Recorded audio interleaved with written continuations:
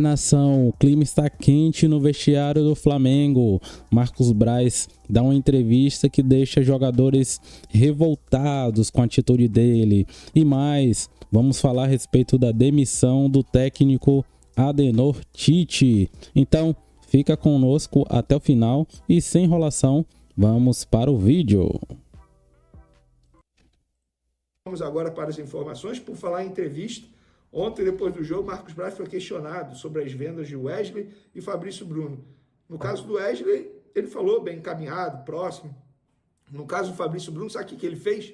Expôs o jogador. Falando, sabe o quê? Independentemente do sonho dele, do Fabrício Bruno, ele teve tempo para ter o sonho dele, para ter ido embora para a Inglaterra. Ele não quis. Se a proposta for boa para o Flamengo e a gente entender que tem que vender, vamos vender. O que importa agora é o sonho do torcedor. Que entrevista ridícula, Marcos Braz. Para que expor um atleta do seu elenco dessa forma? Sendo que o jogador, 2, 3 dias atrás, deu uma entrevista emocionado, quase chorando, falando do sonho. Queria realizar o sonho dele, da família. Um jogador de 28 anos que nunca jogou na Europa. Ele não quis realizar o sonho indo para a Inglaterra porque, financeiramente falando, era pior para ele. E você tem que entender isso, Marcos Braz. Quem é você para falar de sonho de atleta? De sonho de jogador? Que é isso, gente? Que gestão de grupo é essa? Logo você, Marcos Braz, fazendo campanha eleitoral para se tornar, para ser reeleito a vereador do município do Rio de Janeiro, dentro das instituições do Flamengo, com apoio de membros de torcidas organizadas. Quem é você para falar de sonho, Marcos Braz? Tem que respeitar o atleta. E o atleta, isso é informação, não gostou nem um pouco. Vários outros jogadores não gostaram nem um pouco, acharam totalmente desnecessária a entrevista dele, expondo o atleta do grupo. É assim que se perde vestiário. E eu, que sou um cara que critico o Marcos Braz em vários pontos, sempre falei, cara, de bastidor da bola o cara entende. Verdade seja dita. Só que parece que não mais, né? Parece que chutou o balde. E a pergunta que fica, Marcos Braz está preocupado com a sua campanha eleitoral para vereador do município do Rio de Janeiro ou com o Flamengo? O que está em primeiro plano? O tempo está passando, a janela de transferência vai fechar, o Flamengo precisa contratar. A atuação da diretoria do Flamengo no mercado de transferência é terrível. Fracassou com o Claudinho novamente, levaram um baile do Zenit novamente, não consegue contratar ninguém, estão correndo atrás agora do Michael, desesperado para contratar o jogador, pagando mais alto do que deveria por conta do desespero. Falta respeito. E por falar em Michael, já adianto o próximo assunto. Michael, o contrato dele vai ser até dezembro de 2028, o Flamengo está esperando ele rescindir com o Al Hilal, porque ele tem contrato com o Al Hilal até dezembro, mas ele vai rescindir com o Al Hilal para ficar livre e aí fechar com o Flamengo. O Flamengo não vai comprá-lo junto ao Al Hilal. O Flamengo negociou salário e luva. E você que está com o discurso que ele vai chegar de graça, ele não vai chegar de graça não, tá? A luva dele será alta, o salário dele também será alto. Me falaram que é salário de outro patamar, fazendo referência ao Bruno Henrique. Então, é um jogador que vai custar alto ao Flamengo, não vai sair de graça, não. E por falar em contratação, hoje na imprensa argentina saiu a notícia que o Benedetto, jogador que estava no Boca Juniors nas últimas, deixa eu ver aqui, 3 temporadas, é isso? É isso. Desde 2022 no Boca Juniors, está livre no mercado, um atleta de 34 anos, estaria vindo para o Flamengo porque o Tite ligou para ele. Bom, eu fui apurar no lado do Flamengo, me negaram, falaram, Vene, não tem nada, pode falar aí para os seus seguidores, para os seus inscritos no canal, não tem nada, não procede essa informação. Ainda bem, né? Porque sejamos francos, eu vou até dar minha opinião aqui, seria uma contratação terrível para o Flamengo. Fraca, é um jogador fraco com idade avançada, pelo menos é a minha opinião. E eu quero saber a opinião de vocês, fica aí a informação. E o Flamengo está no mercado em busca de lateral direito. Eu já trouxe o nome do Kelvin do CSKA, que o Flamengo consultou recentemente. O Vitinho, que os amigos da revista Colorada trouxeram. O Flamengo também consultou recentemente. E hoje eu descobri mais um nome que o Flamengo consultou, mas não vai avançar, pelo menos por hora.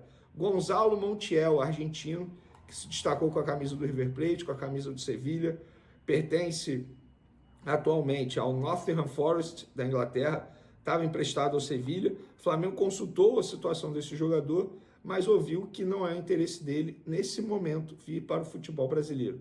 É um atleta de 27 anos, e eu falo isso porque a torcida sempre pede a contratação desse atleta.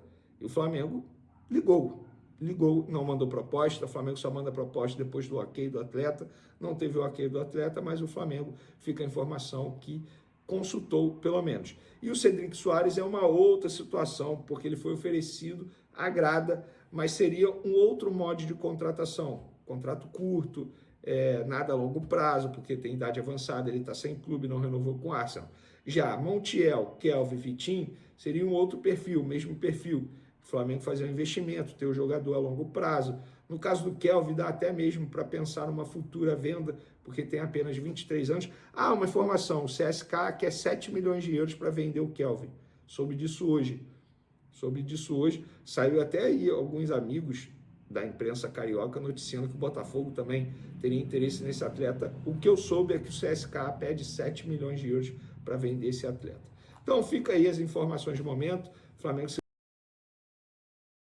tendo todas as dificuldades que o Flamengo vai ter, como o Calçade bem ressaltou, a questão da altitude e tudo mais, e acho até que se o placar tivesse sido 1-0 no Maracanã, aí eu estaria talvez de acordo com o Calçade. Mas se a gente olhar para as duas últimas Libertadores, o Bolívar não venceu ninguém e pegou times bem mais fracos do que o Flamengo, mesmo o Flamengo desfalcado, não venceu ninguém por 3 gols de diferença, que é o resultado que ele precisaria para passar direto. Então, acho que apesar de todas as dificuldades, teoricamente o Flamengo ainda tem uma missão menos dura do que tem o Palmeiras, do que talvez tenha o Botafogo, Fluminense e Grêmio também.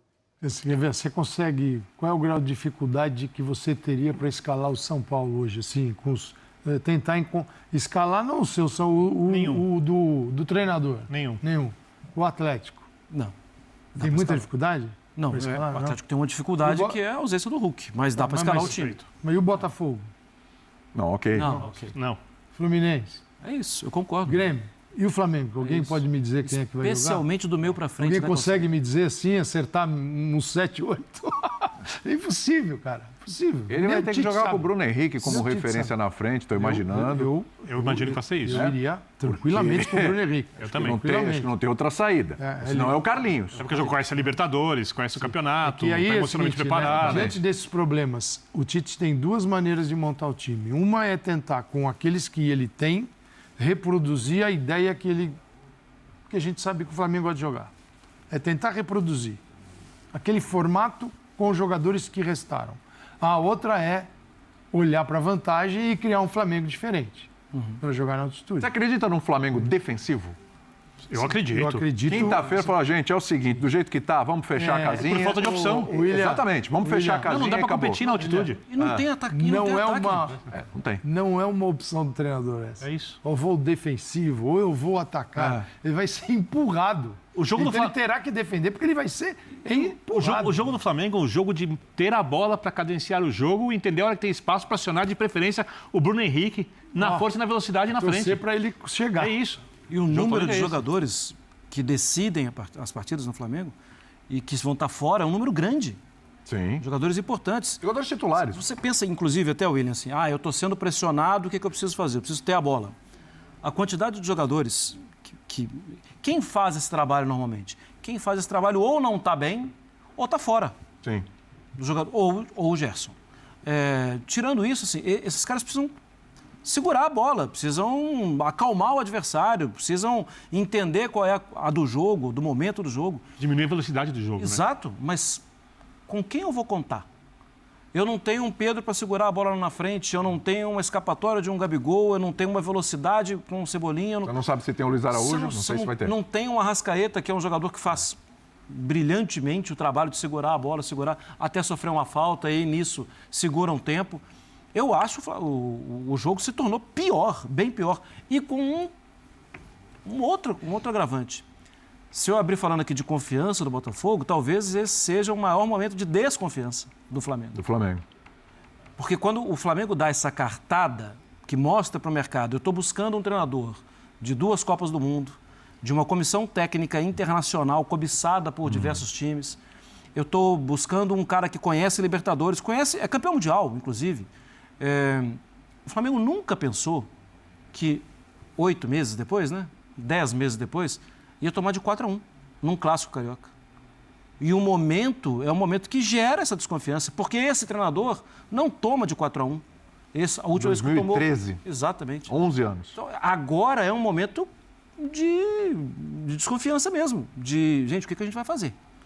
Ainda não tem jogador. Isso é que é uma coisa que é muito cruel para o Flamengo. O Tite, obviamente, é um técnico que gosta muito do jogo de controle, com e sem a bola, né? Principalmente um time muito seguro. Você pergunta qual é a virtude principal dos grandes times do Tite? Estabilidade.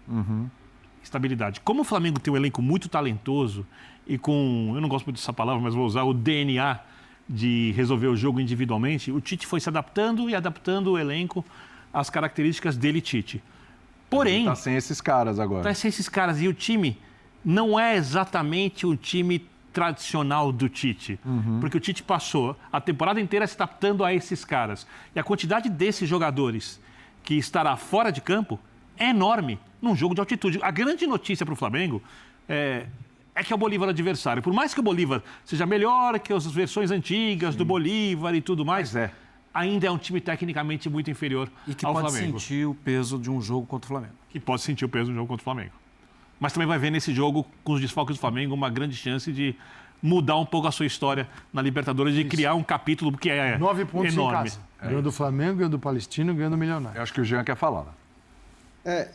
Não, só que acho que tem um ponto importante também, que a gente nunca sabe, nesses jogos, que jogador vai responder melhor ou pior do ponto de vista físico. Tudo bem, o Flamengo até tem a base, do que aconteceu com alguns jogadores no primeiro jogo. Como ele já jogou com o Bolívar lá, imagino que a experiência dessa partida contra o Bolívar lá vai ser utilizada também para definição eventualmente do time que vai entrar em campo, ou seja, os jogadores que teoricamente vão sentir menos a questão física. Mas assim, uma das grandes vantagens que o Flamengo tem e costuma ter em relação aos seus rivais é poder mudar na hora que precisa. E esse é o jogo que talvez você mais precise em determinados momentos fazer mudanças, pelas razões físicas que eu citei. Então, eu até acho, a gente está falando dos desfalques e tudo mais, mas se você considerar que o Luiz Araújo vai conseguir jogar, que o Bruno Henrique vai estar à disposição, eu acho que o 11 que vai entrar em campo, na hora que a gente for ver a listinha dos 11 escalados, a gente vai ver um time muito forte. Porque você tem Gerson, você tem De La Cruz, enfim, você tem os dois na frente, você tem um time de qualidade, os zagueiros estão à disposição.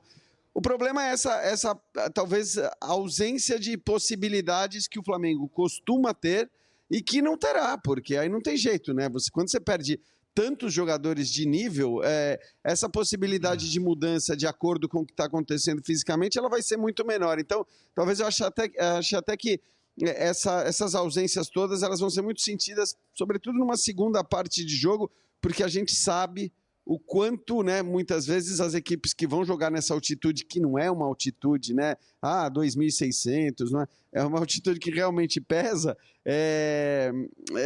a gente sabe quanto essas mudanças são importantes e na hora que tiver que mudar, e certamente o Flamengo vai ter que mudar, você não vai ter a mesma qualidade no banco. Eu só queria colocar uma tela aqui, eu sei que o Calçado quer falar, todo mundo quer falar mais um pouco aqui, porque ontem o Tite mais uma vez ficou um pouco alterado na coletiva, ele tá sentindo o momento, claramente ele está sentindo o momento, está irritado. Desconfortável. E ontem ele e o filho dele, o Matheus, estavam falando numa comparação com o Botafogo, porque a gente mesmo aqui estava debatendo o quanto o Botafogo estava sobrando, o Flamengo não. E, peraí, eles estão nas mesmas competições. Mas o Botafogo foi eliminado da Copa do Brasil. Mas o Botafogo ainda não teve essa semana livre da Copa do Brasil. Porque ele é eliminado da Copa do Brasil, mas já faz 2 meios de semana com Libertadores e tudo. E aí, o mesmo número de jogos. Mas o Botafogo poupou ali, mas o Flamengo lá.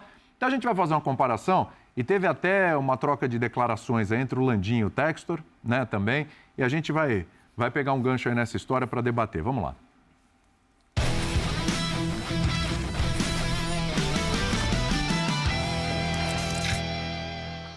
Bom, para fazer uma comparação dos elencos aí do Botafogo e do Flamengo, a gente não pegou todos aí, mas a gente elencou jogadores do Botafogo e do Flamengo com mais minutos jogados em 2024 e tiramos o estadual da conta, tá? Inclusive, em termos de estadual, Botafogo e Flamengo jogaram quase o mesmo número de partidas. O Botafogo foi até o final do torneio paralelo lá, né? E o Flamengo foi o campeão carioca. Então, por exemplo, o John, 2.520 minutos. O Rossi tem a mesma minutagem. O Bastos, 2.468 minutos. O Pedro tem uma minutagem muito próxima.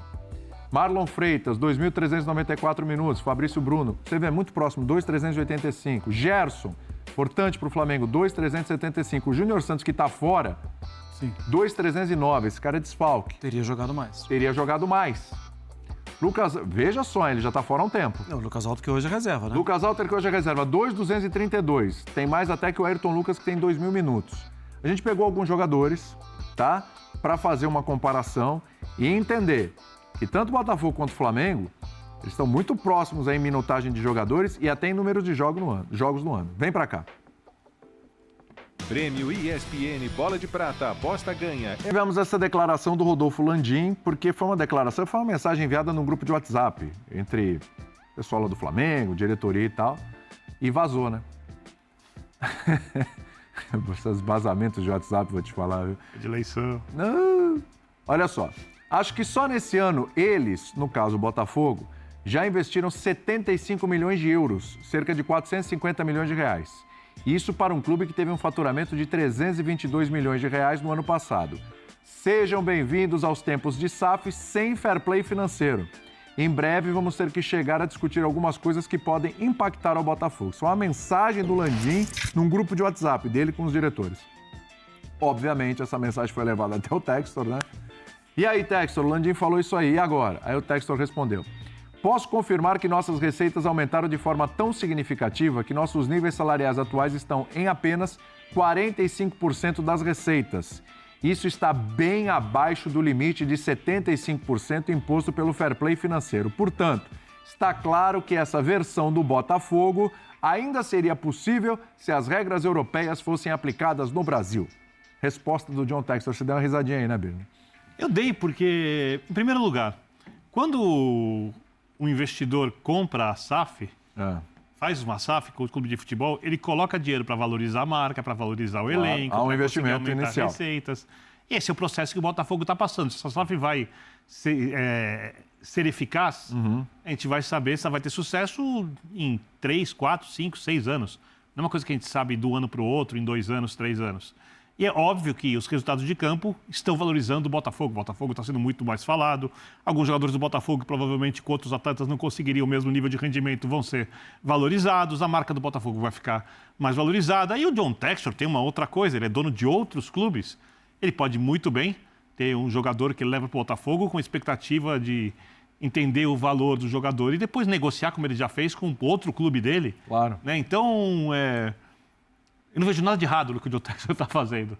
A SAF está sendo muito bem feita pelos resultados de campo e, pelo que parece, acreditando, obviamente, no Textor sobre o aumento de receitas e o impacto delas no clube, positiva nesse prazo. Do outro lado, o Flamengo é um clube que também investe muito em jogadores. A única coisa é que o Flamengo investe em jogadores com perfil diferente dos jogadores do Botafogo. O Botafogo traz jogadores geralmente fisicamente muito fortes, jogadores que ainda têm mercado na Europa ou que podem crescer na Europa. O Flamengo não tem trazido esses jogadores. O Flamengo pega jogadores, por exemplo, Pedro. Pedro foi uma excelente oportunidade que o Flamengo foi perspicaz ao contratar. Poderia ter continuado na Europa, mas em clubes que o Flamengo não tinha condições de concorrer financeiramente. Convenceram o Pedro. O empresário Pedro veio e hoje é um dos principais jogadores da equipe. Everton Cebolinha. Sim. Outro jogador também não conseguiu se Cruz. destacar lá. Faz muita diferença. O De La Cruz eu não sei se tinha muito mercado na Europa. Muito não, mas acho que tinha. Algum mercado sim, algum mas mercado. eu não acho que conseguiria uma coisa muito melhor. Não sei se algum clube pagaria pelo De La Cruz. Mas o Gerson... Eu não sei se O Gerson, por exemplo, Sim. é outro exemplo de atleta. Então, nesse caso... Mas, Birner, são casos diferentes, né? O Botafogo e o Flamengo. Sim. Sim, o Botafogo você precisa obter retorno. O Flamengo, teoricamente, é uma associação sem fins lucrativos e não precisa lucrar com o seu futebol. Agora, eu imagino que o Textor, exatamente por isso, e aí eu acredito muito na questão do profissional, tem escolhido um pouco melhor que o Flamengo como investir a sua fortuna. Não que o Flamengo invista mal, eu acho que o Flamengo tem o melhor elenco do país, mas o perfil do elenco do Botafogo ele é um pouco mais homogêneo do que o elenco do Flamengo, que é o elenco que visa muito os personagens. Né? O Flamengo é meio o início de Florentino Pérez. No Real Madrid, numa versão brasileira. Galáctica brasileira. Não é isso? Como é que é? Flalático. Então, mas Fala, Jean. Só uma coisinha. Porque assim, eu concordo com o Birner, mas essa é uma avaliação esportiva. Essa é uma avaliação que cada um faz o que bem entender. Claro. E estou plenamente de acordo com a Nem falei que tem avaliação que o certo ou Birner errado, acabou tá, de Jean? fazer. Só perfis diferentes. Não, eu sei. A única coisa que eu acho que, assim, quando o Landim fala sobre a questão da SAF gastar um dinheiro que o clube não teria ou não tem para investir e contratar os jogadores, ele está falando de um modelo que não é o modelo do Flamengo. O Flamengo gasta o dinheiro, e a gente pode avaliar, discutir se gasta bem ou mal, mas ele gasta o dinheiro que ele recebe, né? Quer dizer, que ele passou a receber o faturamento, é com o seu faturamento que o Flamengo trabalha. Então, assim, eu não estou entrando em ponto de vista de administração esportiva, porque eu tendo até a achar do Botafogo bem melhor do que o do Flamengo nesse aspecto. Mas, enquanto modelo, acho que as coisas precisam ser discutidas. Então, galera, como última notícia, vamos falar aqui sobre a possível demissão do técnico Tite. Como é que anda essa situação? Bem, a notícia é que há uma grande divisão na parte da diretoria do Flamengo. Alguns ainda continuam apoiando, porém outros já concordam em começar a buscar um novo técnico. Já tem alguns técnicos sendo especulados.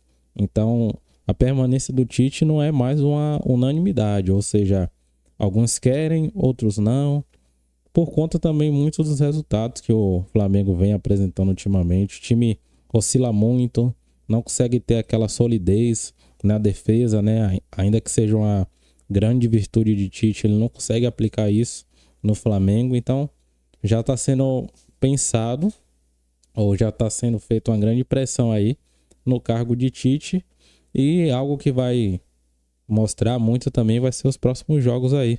Na Libertadores, por exemplo, o resultado agora da quinta-feira vai dizer muita coisa sobre a permanência de Tite. E nós vamos acompanhando, noticiando para vocês aí. Então continuem ligados no vídeo aí. Tá bom, galera? Nos próximos vídeos. E para isso, se inscrevam no canal. Deixe também aquele like. E vamos continuar aí juntos falando sobre o nosso Mengão. Então tamo junto e até o próximo vídeo.